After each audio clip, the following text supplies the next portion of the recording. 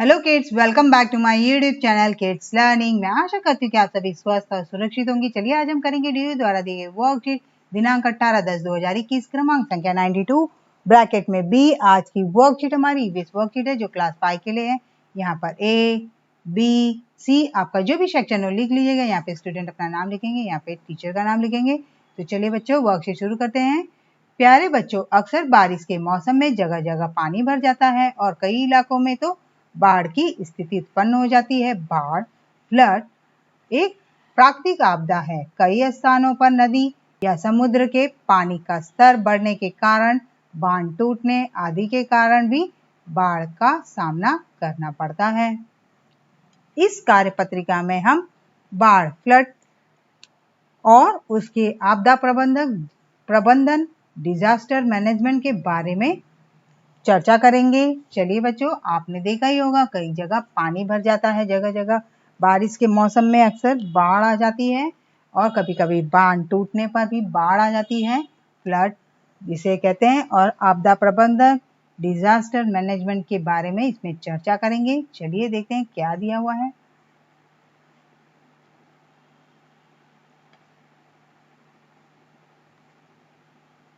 भाग संख्या 1, प्राकृतिक आपदा से संबंधित अनुच्छेद में दिए गए रिक्त स्थानों को संकेत बॉक्स की सहायता से पूरा कीजिए। बच्चों यहाँ पे संकेत बॉक्स दिए हैं, देख लेते हैं पहले क्या क्या दिया हुआ है। संकेत बॉक्स में क्षति, भूमि, जल जनित फसलों, बाढ़, वर्षा, संपत्ति, जल, मिट्टी, बांध, मानव जीवन। तो चलिए हमें इसे भरना है अनुच्छेदों को।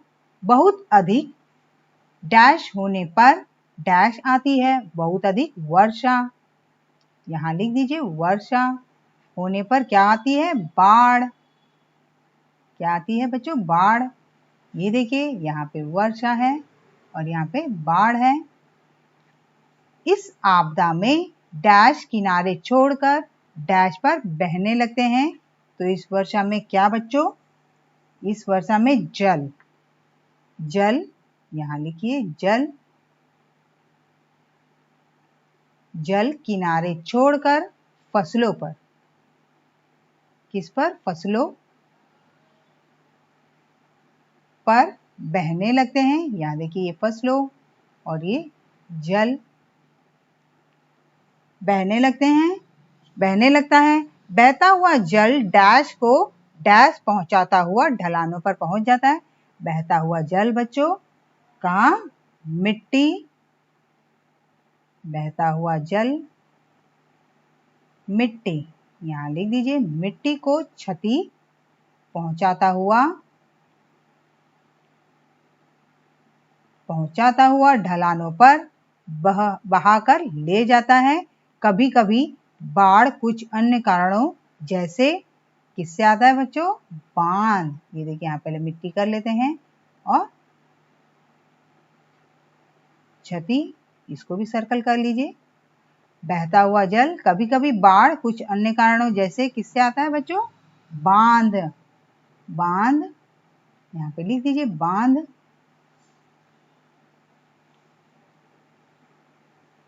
आदि गिरने दरार पड़ने या टूट जाने से भी आती है। बाढ़ के द्वारा डैश मतलब बाढ़ के द्वारा भूमि की क्षति। किसकी क्षति बच्चों, भूमि। यहाँ देखिए भूमि की क्षति, संपत्ति की हानि। यहाँ क्या आएगा, यहाँ संपत्ति।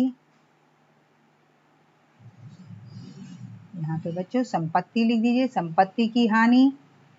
और डैश का विनाश, किसका विनाश, संपत्ति है। ये मानव जीवन का विनाश। यहाँ पे आप लिख दीजिए मानव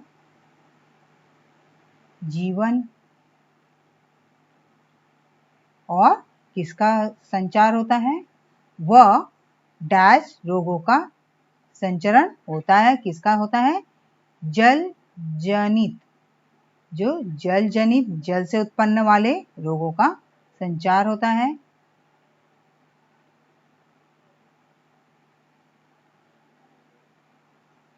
यहाँ जल जनित।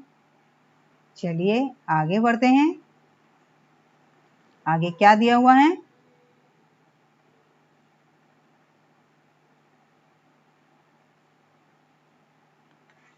भाग संख्या 2। नीचे दी गई कविता को लयबद्ध तरीके से गाइए और दिए गए प्रश्नों के उत्तर अपनी कॉपी में लिखिए।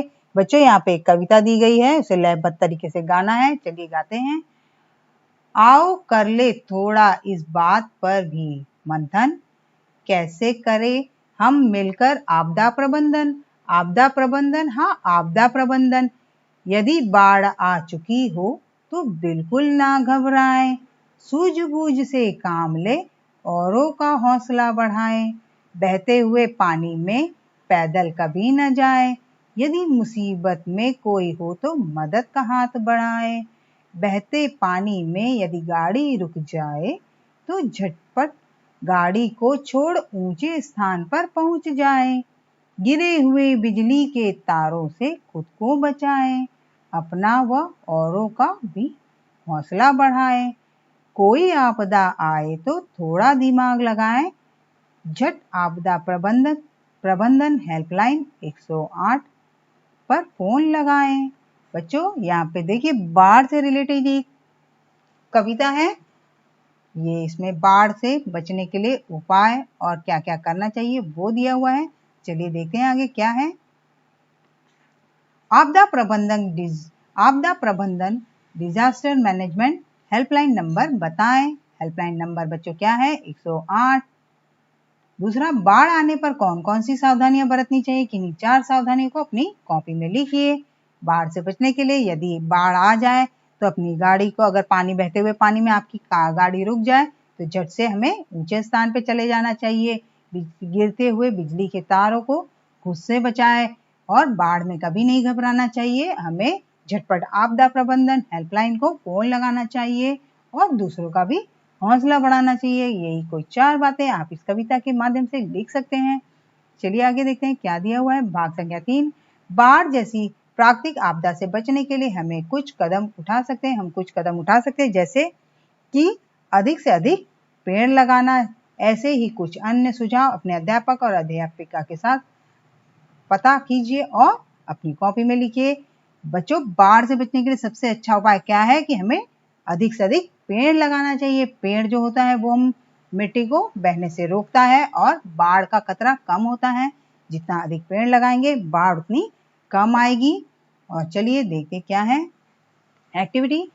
बाढ़ से प्रभावित क्षेत्र के लोगों की सहायता किस प्रकार की जा सकती है? अपने टीचर की सहायता से पता लगाइए। Note for teacher, the teacher should reach out to the children for the better understanding of the worksheet. अभिभावकों के लिए सुझाव है कि बच्चों में सहयोग व मदद की भावना विकसित करने का प्रयास कीजिए। आज का कोविड का मैसेज है, जब भी बाहर निकले 2 गज की दूरी बना के चले। कोरोना को हराना है तो 2 गज की दूरी बनाना है।